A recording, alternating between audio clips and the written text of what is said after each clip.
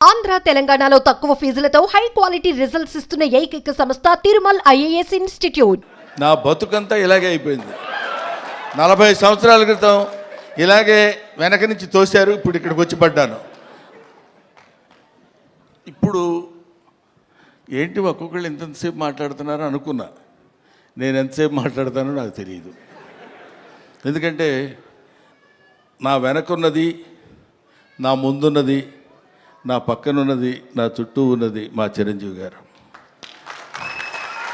కాబట్టి ముందు గుర్తుపెట్టుకొని చెప్పాల్సిన కొన్ని మర్చిపోయినా పర్వాలేదు, కానీ గుర్తుపెట్టుకొని చెప్పాల్సిన విషయాలు కొన్ని ఉన్నాయి. ఈ సినిమాకి ప్రొడ్యూసర్ మిస్టర్ రాహుల్ యాదవ్. ఈయన వచ్చి నాకు స్టోరీ చెప్పినప్పుడు నేనేమన్నాను, వాళ్ళు ఏమన్నారని అందరూ చెప్పారు. అర్థం కాకుండా మా డైరెక్టర్ గారు కూడా చెప్పారు, ఏ మాటగా మాటే. కానీ మేమందరం కలిసి కూర్చుని చేసేటప్పుడు ఒక ప్యాషన్ ఉన్న ప్రొడ్యూసర్. జనరల్గా ఊరికే ఏదో డబ్బు ఇచ్చేసి సినిమా చేసేయండి అనటం కాకుండా, సినిమా ఇలా తీస్తే బాగుంటుంది, ఇలా ఉంటే రాత్రి 7:30 వరకు, ఇవాళ మార్నింగ్ 7:30 వరకు కూర్చుని పనిచేసినటువంటి అతి తక్కువ మంది కుర్ర ప్రొడ్యూసర్స్లో నేను చూసింది రాహుల్ యాదవ్ని. I feel proud. అటువంటి అంటే కొంచెం చదువుకుని దాన్ని ఆకళింపు చేసుకుని మంచి సినిమాలు తీయాలనేటువంటి ఆలోచనలో ఉన్న ప్రొడ్యూసర్స్లో రాహుల్ యాదవ్ ఒకడు. ఆ తర్వాత డైరెక్టర్ నిఖిల్ తను ముందు అసలు ఫస్ట్ ఒక 3 days నన్ను, ఇంకా ఇదిగో ఇప్పుడు మన రఘుబాబు లాంటి వాళ్ళను, లేకపోతే ఒక రాజీవ్ కనకాల లాంటి వాళ్ళను చూసినప్పుడు ఒక చిన్న, అంటే నేను వీళ్ళని డైరెక్ట్ చేస్తున్నాను అనే దాని నుంచి ఒక 3 days కొంచెం తప్పుకోవడానికి కష్టపడింది. ఎందుకంటే వెరీ వెరీ గుడ్ బాయ్, దానితో పాటు వెరీ ఇంటెలిజెంట్ బాయ్. లేకపోతే ఇంత కథ ఈ రకంగా రాయగలిగినటువంటి కెపాసిటీ సామాన్యంగా ఉండొచ్చు. ఇది తాత మనవడు గురించి చెప్పేది. ఒక మాటలో చెప్పాలంటే, with the permission of the producer, ఒక మాటలో చెప్పాలంటే ఒక బేవర్స్ తాత, ఒక ఎడమెంట్ గ్రాండ్ సన్, వీళ్ళిద్దరూ వాళ్ళ జీవితాల్ని ఒక చోట నిలబెట్టుకుని, ఒక చోట కలుసుకుని, ఇద్దరు very good grand father and very good grand son అనే స్థితికి అందంగా తీసుకొచ్చినటువంటి స్టోరీ ఇది.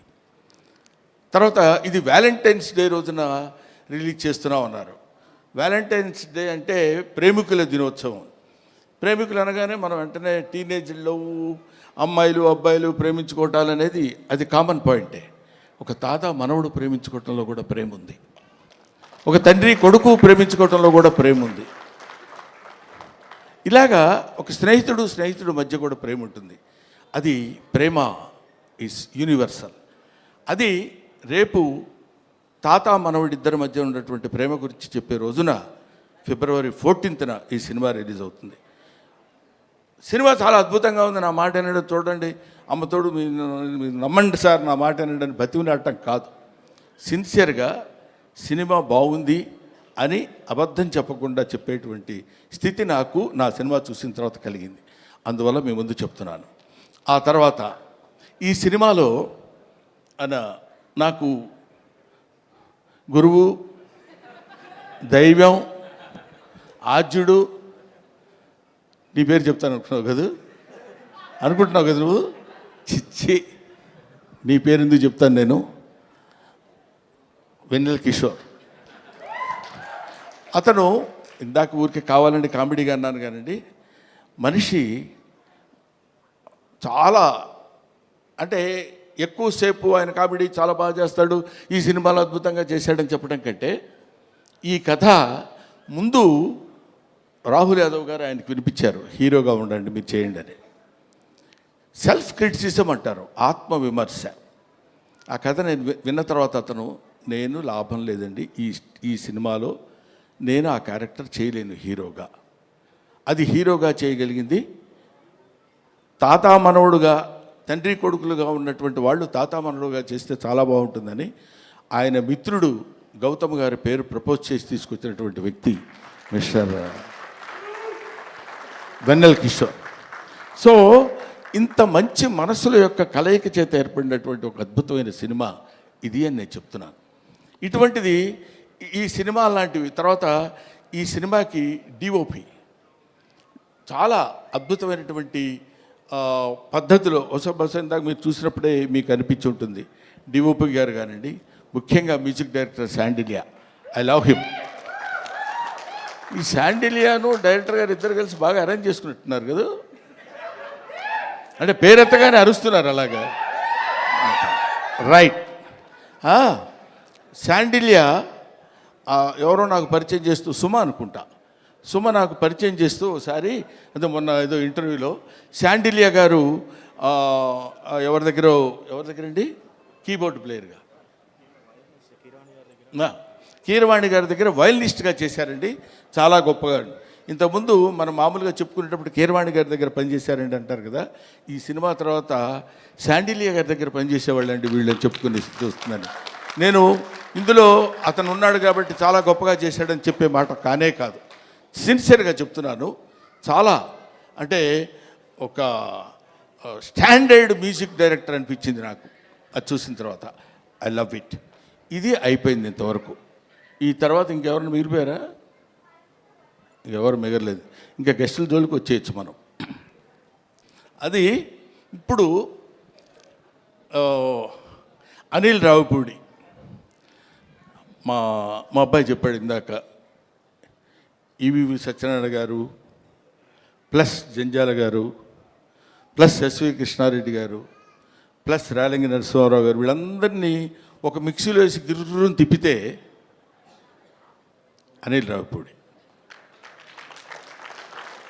వీళ్ళలో ఎక్కడ ఏది ఎంతవరకు వాడాలో అంత అద్భుతమైనటువంటి కామెడీని ఈ రోజుల్లో పండించి తనకంటూ ఒక ప్రత్యేకమైన స్థానాన్ని తెచ్చి this is the power of comedy అని ప్రూవ్ చేసినటువంటి director today, that is Anil Ravipudi. This is the power of comedy అని ఊరికే నేనేదో సౌండ్ పెంచి మాట్లాడుతున్నానని కాదు, 300 crores కలెక్ట్ చేసినటువంటి సినిమా తీసినటువంటి వ్యక్తి. సో అటువంటి అనిల్ రావిపూడి ఆయన డౌన్ టు ఎర్త్, పిలవగానే అలాగే గురుగారు డెఫినెట్గా వస్తాను అని చెప్పొచ్చారు. ఆ తర్వాత మనందరం తెలుసుకోవాల్సినటువంటి వ్యక్తి, మనకి ఆదర్శప్రాయమైనటువంటి మనిషి అని అనొచ్చు, అనటానికి పెద్ద ఏమీ ఇబ్బంది పడాల్సిన అవసరం లేదు. నాగ అశ్విని గారు, ఆయన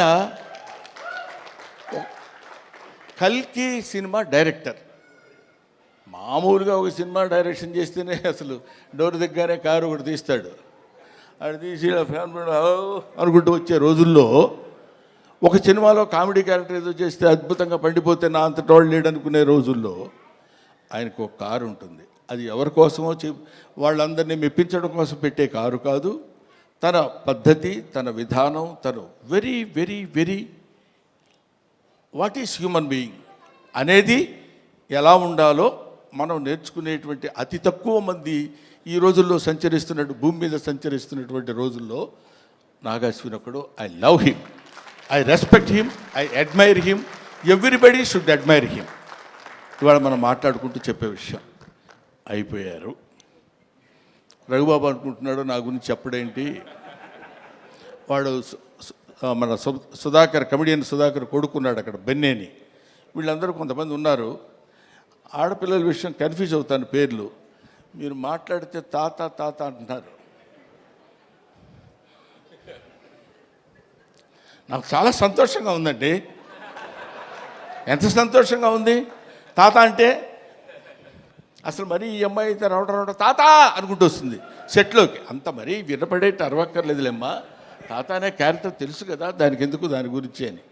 సరే, ఆడపిల్లలు వాళ్ళ మేరకు అందరి చేత అద్భుతంగా నటింపజేయించినటువంటి దర్శకుడికి, వాళ్ళకి అవకాశాన్ని కల్పించినటువంటి ప్రొడ్యూసర్ గారికి అందరికీ నా హృదయపూర్వకమైన నమస్కారాలు తెలియజేసుకుంటూ, ఎవరినైనా మర్చిపోయి ఉంటే క్షమించండి, లేకపోతే లేదు, అది మీ ఇష్టం, నేను దానికి ఏం చెప్పలేను.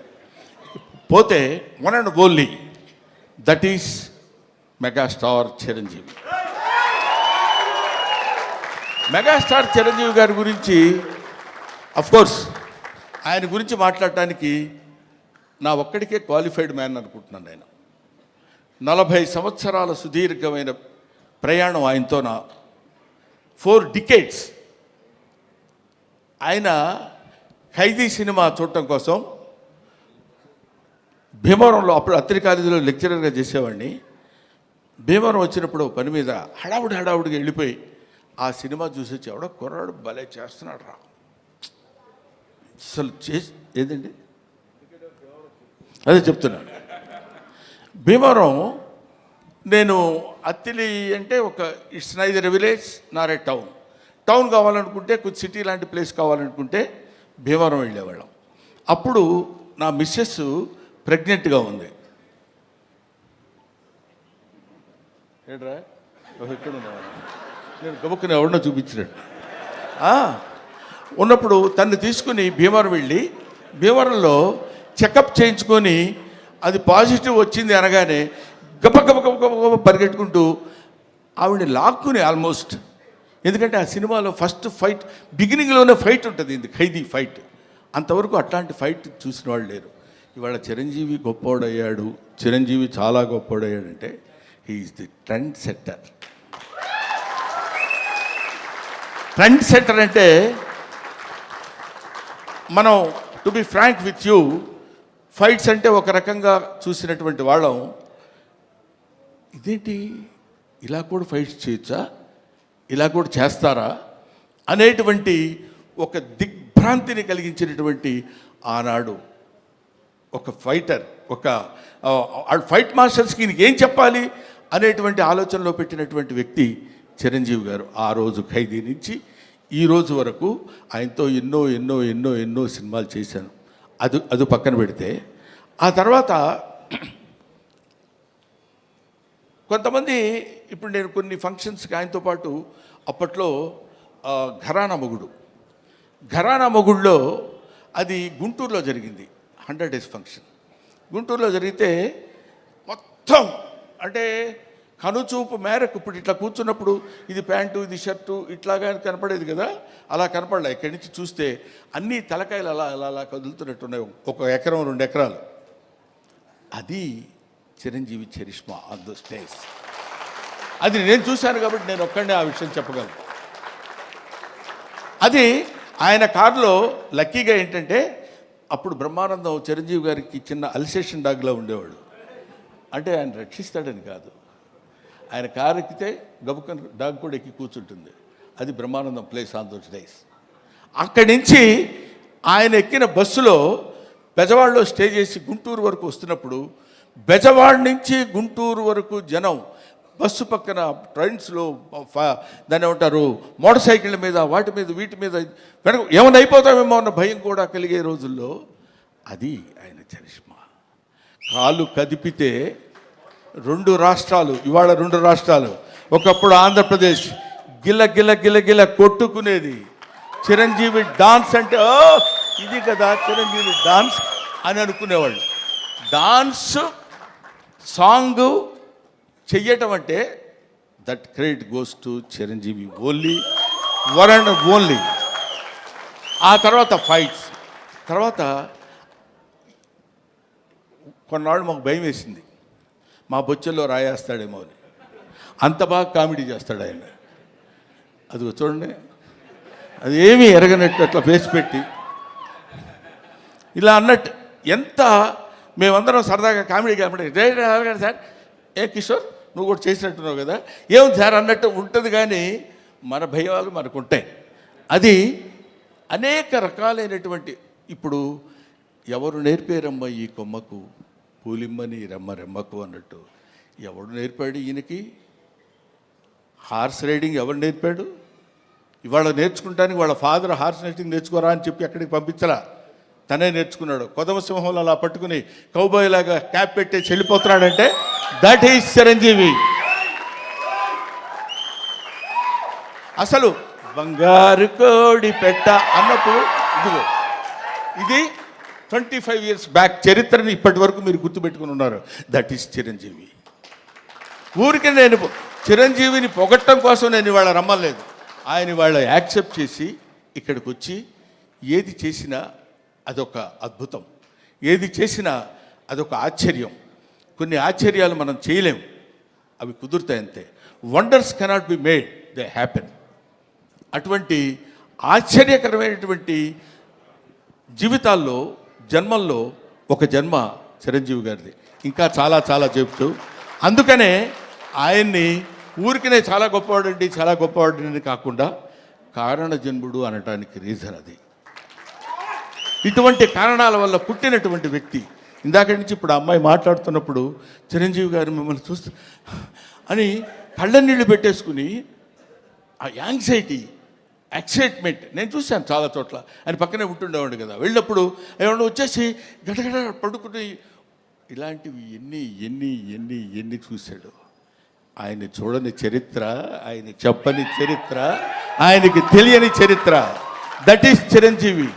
ఈరోజు చిరంజీవి గారు ఇంకొక విషయం చెప్పేసి బోరు కొడుతున్నారా అనిపించుకోవడం కోసం చెప్పా. ఇంకో విషయం ఏంటంటే,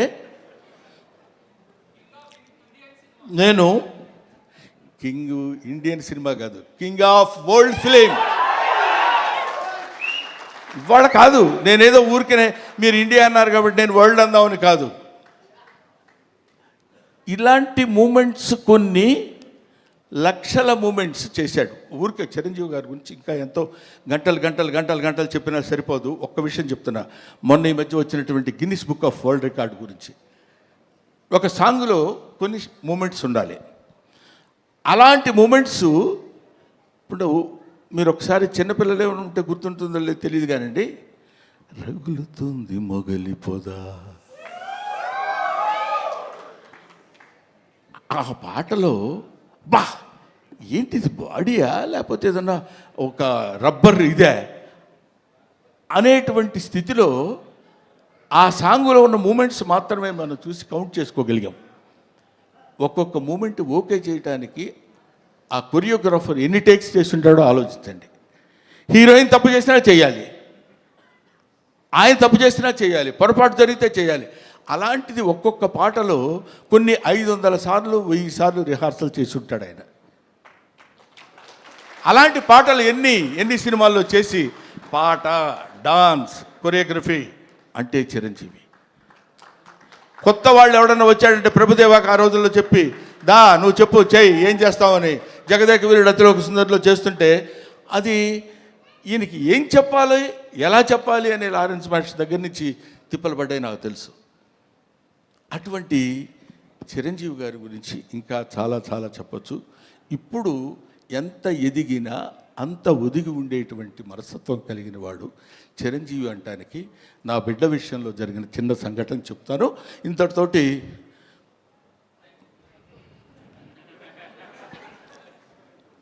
నేను ఈ సినిమాకి చీఫ్ గెస్ట్గా ఆయన్ని పిలుద్దాం అనుకుంటే సరే ప్రతిసారి మనకు తెలుసు కదా ఆయన గురుగారు మన ఇంట్లో అంటే వస్తాడు ఆయన. వీడి ప్రతిదానికి ఎక్కడ ఏదైనా రండి అంటాడేంటి అని అనుకుంటారేమో అనే ఆలోచనతో కొంచెం తటపటాయించా. నాకు నా తమ్ముడు ఉన్నాడు ఎదురుగా, రాజా రవీంద్ర. అతనితో చెప్పా, ఇట్లా మీరు ఎందుకు సార్ అలా అనుకుంటారు, ఆయన అలా అనుకోడు సార్ అన్నారు. అయినా నాకు కొంచెం చాలక ఎవరినన్నా పిలుద్దామా, ఎలాగన్నా ఎవరన్నా వస్తే బాగుంటుంది కదా అనుకుంటే ఈ విషయం తను చిరంజీవి గారికి చెప్పాడు. ఏమండి, బ్రహ్మానందం అనే సినిమా వాళ్ళ అబ్బాయితో తీశాడు, యాక్ట్ చేశాడు, మిమ్మల్ని చీఫ్ గెస్ట్గా పిలవాలనుకున్నాడు.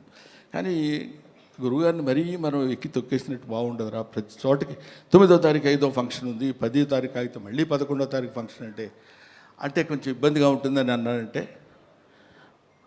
ఆ ఫోన్ ఇలాగి అని తన దగ్గర ఫోన్ తీసుకుని సడన్గా చూస్తే ఈయన ఫోను, బ్రహ్మం రా చాలా కాలం అయింది మాట్లాడి, నన్ను పిలవడానికి ఎందుకంత మొహాటపడ్డావు? లేదు నేను ఇటు సైడ్ నుంచి అంటే మాట ఇంకా అక్కడి నుంచి వాయిసే ఒకటి, దానిలో చేసిన తప్పు ఇంకోటి, ఈ రెండు కలిపి లేదు. గౌతమ్ నీకు బిడ్డ, నాకు బిడ్డ లాంటి వాడేరా, నువ్వేమి ఆలోచించద్దు, నువ్వు ఎక్కడో టైము రాజా రవీంద్రకి చెప్పు, నేను వస్తున్నాను, you just note it down, that is Chiranjeevi. ఆ చిరంజీవి అంతెత్తు ఒక విశ్వనట వ్యాప్తంగా వచ్చినటువంటి, విశ్వమంతా విహరించినటువంటి ఒక అద్భుతమైన వృక్షం కింద మనకి కల్పవృక్షం కింద కనపడ్డ. కల్పవృక్షం అనే పదం ఎందుకు వాడాను? పిచ్చి పిచ్చిగా ఆయన పొగట్టం కోసం మాట్లాడే మాట కాదు. ఎంతమంది వెళ్ళి చేయి జాబడిగితే ఉత్త చేతులతో పంపించిన వాడు కాదు చిరంజీవి, అది తెలుసు. అవన్నీ పక్కన పెడితే ఎవడు బాధ అంటే, ఆయన పాపం బోళా శంకరుడు అని నేనంటే ఒకసారి తిట్టాడు, నన్ను మామూలుగా తిట్టలేదు. ఏం బోళా అంటే అన్నారు. ₹1,00,000 వెళ్ళి అయ్యా కొంచెం దానం చేయండి అన్నారు అనుకో, అరే వీడు నన్ను మోసం చేయడానికి 1,00,000 అడుగుతున్నాడు రా, వీడికి 50 ఇచ్చి పంపిస్తాను. కానీ వాడికి తెలుసు వాడికి కావాల్సింది 50. అంటే ఇచ్చేటువంటి గుణం అలా ఉందంటానికి, ఇంత మనం చూస్తున్నటువంటి చిరంజీవి ఇంత గొప్పవాడు, ఇంత గొప్పవాడు, ఇంత గొప్పవాడని మనం అనుకుంటానికి, అంత విస్తరించినటువంటి ఆ చెట్టు ఎన్ని దశాబ్దాలుగా భూమితో పోరాడి పోరాడి పోరాడి తను భూమి నిండా విస్తరించుకుని పోయి, అది మనకి కనపడదు. ఆయన పడినటువంటి శ్రమ మనకి కనపడదు. ఆయన భూమిలో విస్తరించడానికి తన వేళని ఎలా అయితే లోపలికి పంపించుకున్నాడో మనకు తెలియదు. పైకి కనిపించినటువంటి ఒక అద్భుతమైన వృక్షం మాత్రమే కనిపిస్తుంది. అటువంటి మన 2 రాష్ట్రాలకి, మన భారతదేశానికి, లేకపోతే మన ఇంకొక ఇట్లాగా హద్దులు ఉన్నటువంటి వ్యక్తి కాదు చిరంజీవి. హద్దులు లేనటువంటి అమితమైనటువంటి మహనీయుడు చిరంజీవి. ఆయన వచ్చి ఆ రోజు నన్ను ఎట్లా అయితే చెయ్యి పట్టుకుని, మొట్టమొదటిసారి నేను విమానం ఎక్కింది ఆయన తీసుకెళ్ళినప్పుడే, నాకు తెలియదు అంతవరకు. చెయ్యి పట్టుకొని ఫ్లైట్ ఎక్కించి తీసుకొచ్చారు. ఇవాళ నా బిడ్డని చెయ్యి పట్టుకుని ఇప్పుడు ఈ విమానం ఎక్కిస్తున్నారు. Thank you very much. Thanks a lot. Thank you Brahmanandam గారు. అండ్